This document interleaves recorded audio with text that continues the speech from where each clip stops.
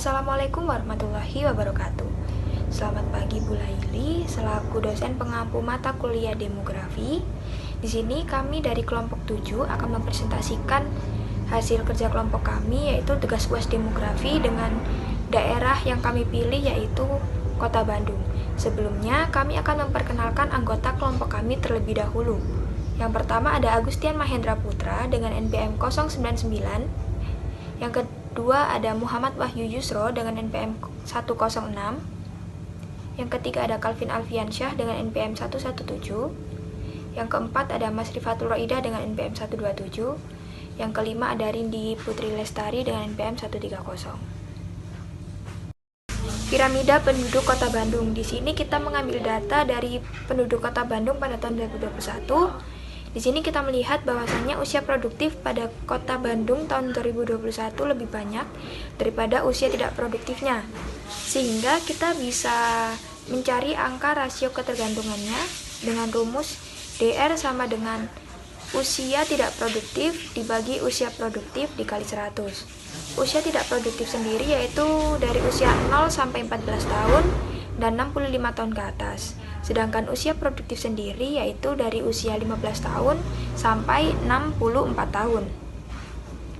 Dari data dan rumus tersebut bisa kita hitung DR sama dengan 55.097.900 jiwa ditambah 14.352.700 jiwa dibagi 100.081.559.700 jiwa dikali 100, sehingga ditemukan angka ketergantungan rasionya yaitu 38,2%, yang artinya 38 usia tidak produktif bergantung kepada 100 penduduk usia produktif. Proyeksi penduduk Kota Bandung. Di sini kita mengambil data dari tahun 2012 sampai tahun 2020. Di sini terlihat bahwasannya laju pertumbuhan dan jumlah penduduk dari tahun 2012 dan 2020 meningkat, sehingga kita dapat mencari proyeksi penduduk Kota Bandung pada tahun 2025 dengan rumus PM sama dengan PO ditambah M bagi N dikali PN kurangi PO. Dari data dan rumus tersebut, kita dapat menemukan proyeksi penduduk Kota Bandung pada tahun 2025 yaitu PM 2025 sama dengan 2.507.888 ditambah 6 dibagi 1 dikali 2.510.103 dikurangi 2.507.888. Di sini kita menemukan bahwasanya PM 2025 sama dengan 2.521.178 jiwa, yang bisa dikatakan penduduk Kota Bandung pada tahun 2025 akan berjumlah 2.521.178 jiwa. Faktor fertilitas. Fertilitas sendiri adalah banyaknya jumlah bayi lahir dalam suatu lingkup wilayah dengan waktu tertentu yang pada umumnya 1 tahun per 1.000 wanita. Sehingga dalam hal inilah fertilitas kerap kali disebut sebagai istilah dalam demografi yang mengacu pada hasil reproduksi yang nyata dari seorang wanita atau sekelompok wanita. Lalu untuk faktor fertilitasnya sendiri, yaitu jika dilihat dari faktor demografi, terdiri dari komposisi umur, status perkawinan, umur kawin pertama, fekuditas, proporsi penduduk yang berstatus kawin. Sedangkan dari faktor non-demografi diantaranya adalah ekonomi penduduk, tingkat pendidikan, dan perbaikan status. Faktor fertilitas sendiri kita mengambil data dari administrasi penduduk menurut kecamatan dan status perkawinan di Kota Bandung pada tahun 2021. Di sini terlihat bahwasannya Kota Bandung pada tahun 2021 mencatat sebanyak 1.214.223 jiwa telah berstatus kawin dan 1.159.003 jiwa berstatus belum kawin. Dari 30 kecamatan yang ada, Kecamatan Babakan Ciparai memiliki jumlah status kawin paling tinggi, yaitu 68.879 jiwa. Sedangkan Kecamatan Cinambo memiliki jumlah penduduk berstatus kawin paling rendah, yaitu 12.660 jiwa. Dari 30 kecamatan yang ada, Babakan Ciparai memiliki jumlah status belum kawin paling tinggi dengan jumlah 66.570 jiwa, dan Cinambo memiliki jumlah status belum kawin paling rendah, yaitu 11.587 jiwa. Dari sini kita dapat melihat bahwasannya Babakan Ciparai memiliki angka kelahiran yang tinggi karena status kawin yang lebih tinggi daripada kecamatan yang lainnya. Sedangkan Kecamatan Cinambo menjadi kecamatan paling rendah fertilitasnya karena angka kawin atau angka status kawin Kecamatan Cinambo lebih rendah, yaitu 12.660 jiwa. Faktor penyebab mortalitas. Penyebab kematian penting untuk diketahui agar meningkatkan kepedulian hidup sehat masyarakat. Dalam skala yang lebih luas, mengukur seberapa banyak jumlah orang yang meninggal dan penyebabnya pada periode tertentu untuk menilai keefektifan sistem kesehatan serta pemanfaatan sumber daya kesehatan yang tersedia. Mortalitas dan penyebab kematian diperoleh dari laporan penyebab kematian dan survei.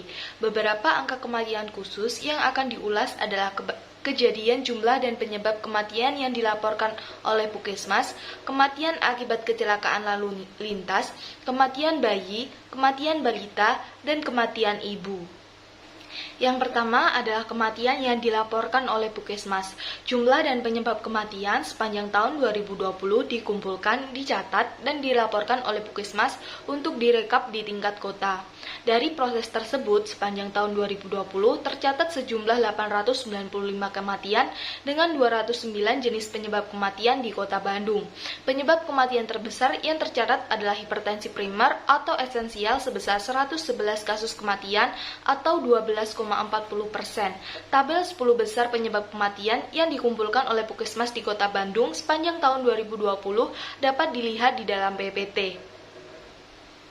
Pencatatan penyebab kematian oleh Puskesmas dapat menjadi alternatif penguatan Civil Registration dan Vital Statistik atau CRVS atau sistem registrasi vital yang rutin atau menjadi kewajiban pemerintah daerah untuk melaksanakannya. Tujuan CRVS selain yang utama adalah sebagai sistem registrasi sipil pokok penduduk, juga untuk mengetahui angka lokal indikator kependudukan di daerah. Yang kedua adalah jumlah kematian akibat kecelakaan lalu lintas di Kota Bandung. Sejak tahun 2019, pemerintah Kota Bandung mengumpulkan secara elektronik data kecelakaan lalu lintas yang terjadi di wilayah Kota Bandung. Data kecelakaan lalu lintas diperoleh dari pelaporan rumah sakit yang berlokasi di Kota Bandung dan menangani kasus kecelakaan lalu lintas. Pengumpulan dan pengolahan data kecelakaan ini dijadikan bahan analisa program pencegahan kecelakaan lalu lintas akibat sistem lalu lintas maupun perilaku pengguna jalan. Sepanjang tahun 2020, tercatat 2.615 korban kecelakaan lalu lintas dengan 2.573 cedera dan 42 meninggal dunia. Jumlah korban cedera dan meninggal di tahun 2020 lebih sedikit bila dibandingkan dengan tahun 2019. Di tahun 2019, jumlah korban akibat kecelakaan lalu lintas sebanyak 7.426 orang dengan rincian 7.384 orang cedera dan 76 orang meninggal dunia. Di PPT dapat dilihat grafik perbandingan jumlah kecelakaan korban lalu lintas di Kota Bandung pada tahun 2019 dan 2020. Yang ketiga adalah angka kematian bayi atau AKB. Angka kematian bayi menjelaskan kemungkinan kematian bayi dalam 1.000 kelahiran hidup di suatu wilayah dalam periode tertentu. Angka kematian bayi selalu digunakan untuk menentukan derajat kesehatan di suatu wilayah. Oleh sebab itu, banyak program kesehatan yang menitik beratkan pada upaya penurunan jumlah kematian bayi. Jumlah kasus kematian bayi tahun 2020 di Kota Bandung sebanyak 82 kasus kematian. Jumlah ini menurun cukup tajam sebanyak 32 kasus kematian bila dibandingkan dengan tahun 2019. Jumlah kematian di tahun 2020 menjadi jumlah kematian bayi terendah setidaknya sejak tahun 2012. Dalam rangka menekan jumlah kematian bayi, pemerintah Kota Bandung melakukan upaya operasional berupa penguatan puskesmas dan jaringannya, manajemen program dan sistem rujukan serta pembiayaan. Perbandingan jumlah kematian bayi di Kota Bandung dari tahun ke tahun dapat dilihat pada grafik batang yang ada di dalam PPT. Penyebab terbanyak kematian bayi pada 0 sampai 11 bulan di Kota Bandung tahun 2020 yakni BBLR, asfiksia, sepsis, kelainan bawaan, pneumonia, dan diare.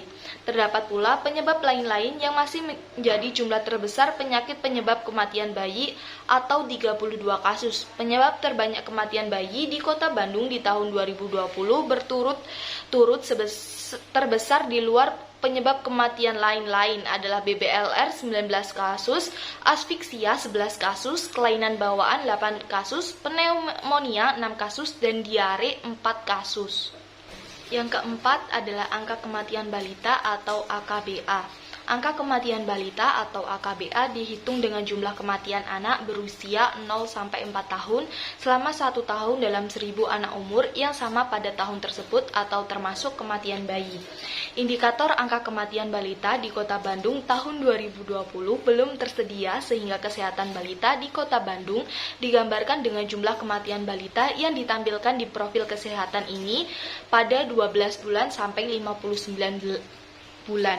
Jumlah kematian balita pada 12 sampai 59 bulan tahun 2009 sampai 2020 sebanyak 27 kasus, meningkat 5 kasus lebih banyak dari tahun sebelumnya yang sebanyak 22 kasus. Grafik di PPT ini menggambarkan perbandingan jumlah kematian balita dari tahun ke tahun di Kota Bandung.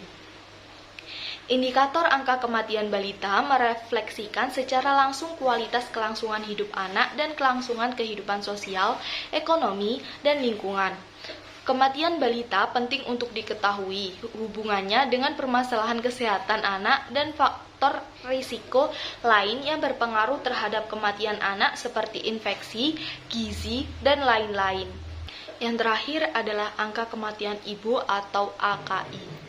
Pengertian kematian ibu adalah kematian selama kehamilan ketika persalinan atau dalam 42 hari periode setelah berakhirnya kehamilan yang disebabkan oleh semua kondisi kehamilan dan efek penanganannya di luar penyebab kecelakaan.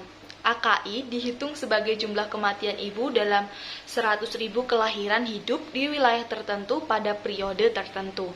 Angka kematian ibu di Kota Bandung hingga saat ini tidak tersedia sehingga gambaran kematian ibu di Kota Bandung dijelaskan dalam jumlah kematian ibu di Kota Bandung. Sepanjang tahun 2020 di Kota Bandung terdapat 28 kasus kematian ibu dari 34.366 kelahiran hidup. Jumlah kematian ibu di tahun 2020 menurun 1 kasus dibandingkan tahun sebelumnya yaitu 29 kasus. Perbandingan jumlah kematian ibu dari tahun ke tahun dapat diperhatikan pada grafik yang ada di dalam PPT. Dalam rangka menekan jumlah kematian ibu, pemerintah Kota Bandung melakukan upaya operasional berupa penguatan puskesmas dan jaringannya, manajemen program dan sistem rujukan dan pembiayaan. Bentuk upaya tersebut berupa 1. Pendistribusian buku KIA hingga sesuai dengan sasaran ibu hamil. 2. Pembentukan tim penyelamat ibu dan bayi Kota Bandung. 3. Optimalisasi pencatatan dan pelaporan KIAKB. 4. Reorganisasi tim AMP Kota Bandung. 5. Pengalokasian anggaran jam persal untuk ibu hamil dan bayi baru lahir dari kalangan masyarakat tidak mampu. Terdapat beragam penyebab kematian ibu di Kota Bandung tahun 2020. Penyebab kematian ibu dari 28 kasus adalah pendarahan sebanyak 12 kasus, hipertensi pada kehamilan sebanyak 3 kasus, infeksi 3 kasus, gangguan sistem peredaran darah sebanyak 2 kasus, serta terdapat 8 kasus dengan penyebab lain-lain. Kematian ibu terbanyak terjadi pada ibu berusia lebih dari 35 tahun sebanyak 12 kasus, kemudian diikuti ibu berusia 20-35 tahun sebanyak 14 kasus, lalu ibu berusia kurang dari 20 tahun sebanyak 2 kasus. Masa peninjauan kematian ibu terbagi dari beberapa fase sesuai dengan proses kehamilan itu sendiri, yakni fase kehamilan, fase persalinan, dan fase nifas. Di tahun 2020 tercatat kematian ibu terbanyak terjadi pada masa nifas dengan 14 kasus atau 50%, masa bersalin 8 kasus atau 28,57%, dan masa hamil 6 kasus atau 21,43%. Grafik di PPT ini menerangkan mengenai proporsi kematian ibu pada fase kehamilan di tahun 2020 di Kota Bandung. Angka kematian ibu merupakan indikator penting bukan hanya untuk melihat kondisi kesehatan ibu hamil di masyarakat, akan tapi juga untuk melihat kondisi kesehatan secara umum terdiri dari pendidikan, pelayanan kesehatan, serta kesehatan lingkungan. Yang selanjutnya adalah faktor-faktor terjadinya migrasi. Ada banyak faktor-faktor yang menyebabkan migrasi, diantaranya seperti semakin berkurangnya sumber daya alam di daerah asal, lapangan pekerjaan yang semakin menyempit, dan juga kepadatan penduduk, serta adanya wabah penyakit dan lain-lain.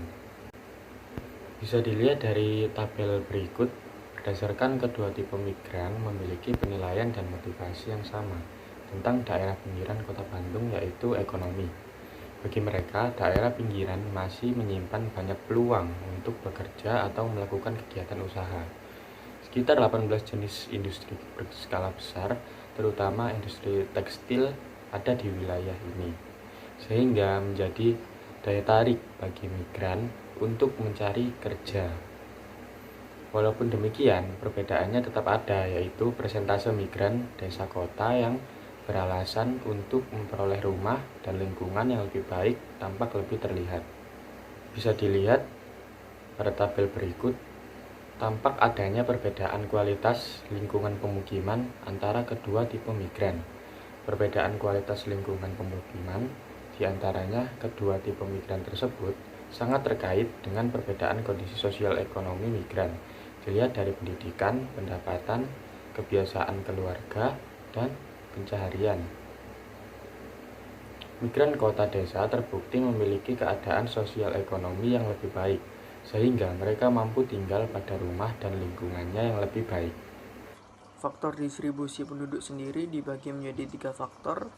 Yang pertama faktor fisiologis, yang kedua faktor biologis, dan yang terakhir ada faktor kebudayaan dan teknologi. Yang pertama ada faktor fisiologis, yang mana adalah penduduk selalu memilih tempat tinggal berdasarkan hal yang bersifat fisiologis, seperti contohnya tempat tinggal yang strategis. Dari data yang kami peroleh dari BPS Kota Bandung ini bahwa dapat disimpulkan rata-rata dari tinggi wilayah Kota Bandung adalah 712 mdpl, dari yang tertinggi berada di daerah Sukajadi yang berada di 891 mdpl. Dan jarak Kota Bandung ke pusat ibu kota hanya berjarak 153 km dengan daya tempuh sekitar 1,5 jam saja. Hal ini yang dapat menjadikan Kota Bandung sebagai salah satu alternatif atau daya tarik untuk dijadikan tempat tinggal karena daerah yang cukup strategis dan udara yang sejuk karena berada di daerah dataran tinggi. Selain itu, daerah yang masih subur seperti contohnya ada di daerah Kecamatan Babakan, Ciparai, dan Buah Batu yang memiliki luas panen tanaman kangkung sekitar 61 hektar dan 110 hektar. Lalu yang kedua ada faktor biologis. Faktor biologis merupakan faktor persebaran serta pertumbuhan penduduk berdasarkan tingkat kematian, kelahiran, dan angka perkawinan. Contohnya pada tabel jumlah kasus dan kematian akibat AIDS di Kota Bandung tahun 2019 menyatakan ada sekitar 350 kasus baru AIDS dan jumlah kasus tertinggi berada di kelompok umur 20 sampai 39 tahun.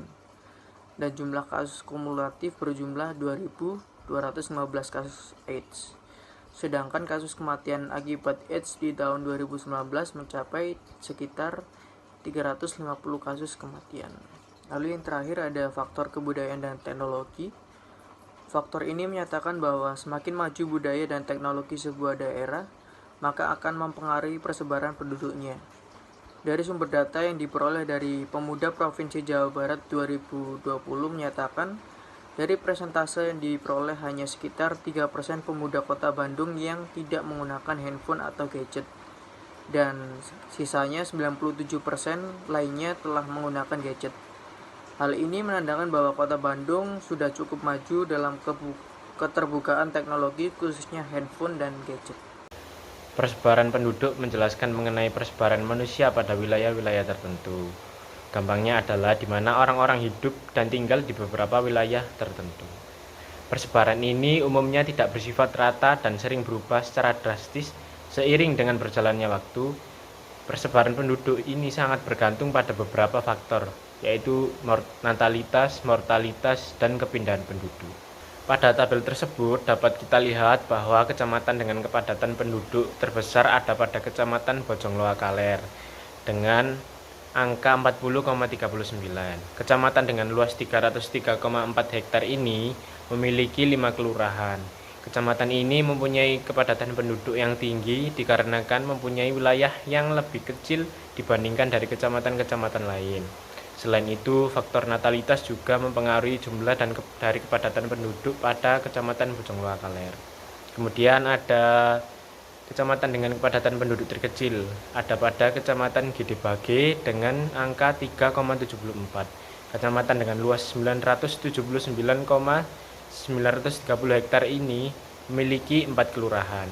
Kecamatan ini mempunyai kepadatan penduduk yang rendah dikarenakan luas wilayah yang cenderung lebih besar daripada kecamatan-kecamatan lainnya. Faktor mortalitas juga mempengaruhi kepadatan penduduk pada kecamatan tersebut. Tercatat dalam data, penduduk Kecamatan Gedebage mengalami penurunan pada tahun 2019 menjadi sebanyak 40,121 dari tahun sebelumnya yang berjumlah 43,166. Sekian presentasi dari kelompok kami. Bila ada kurang lebihnya mohon maaf, bila ada salah kata juga mohon maaf. Sekian, wassalamualaikum warahmatullahi wabarakatuh.